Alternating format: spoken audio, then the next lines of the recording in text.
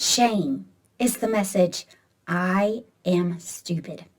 I am a bad person. I cannot believe that I did that. It is all my fault. It is the pit in your stomach that goes all the way through your body, constantly reminding you of how ineffective you are. It is the weight of it that you carry around everywhere. Is this the way it's going to be for the rest of our lives? Or is there a mysterious way to separate ourselves from this all-consuming trap of an emotion? I'm Dana Higgs, a licensed clinical mental health counselor, and I have 8 tips that you can try to lay your shame to rest for good. So tip number 1 is name it, confess it, because no matter what, nothing is going to change the fact that this thing happened and it's killing you.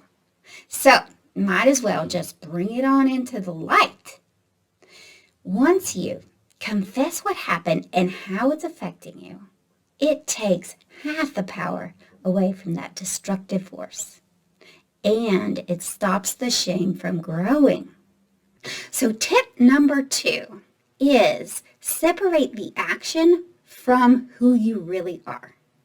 A way to do this is ask yourself if your best friend did the exact same thing in the exact same situation, what would you tell them?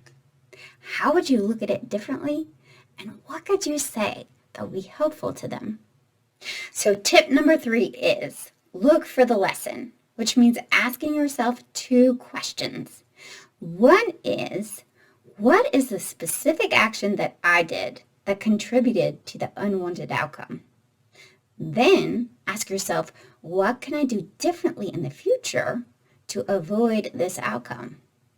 Once you have the answers to those, then you construct a specific plan with specific actions that you can take in response to a specific situation so that you never have to worry about doing this again. So tip number 4 is listen to what you're telling yourself. Write down the negative thoughts that come to mind when this negative thing happened. And then put it in the voice of your favorite cartoon character. You're likely to start laughing and not take yourself so seriously.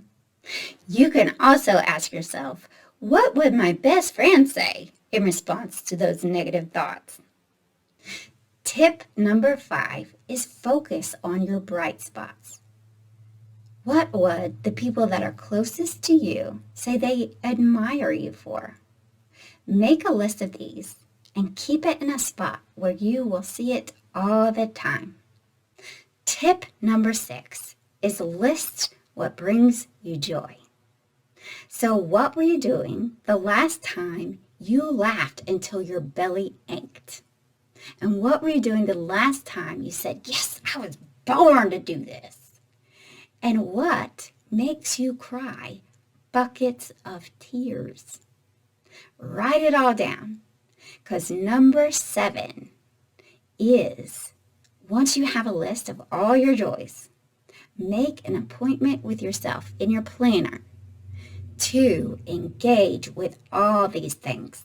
That could be telling someone about it, drawing about it, meditating on it, journaling on it, dancing it, and acting it out. Get creative. Just spend time with what you know brings you joy.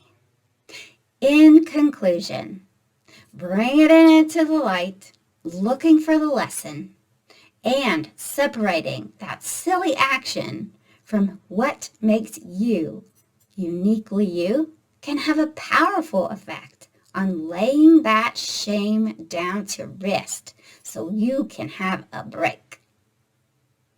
Feel free to like, comment, and subscribe below with no strings attached.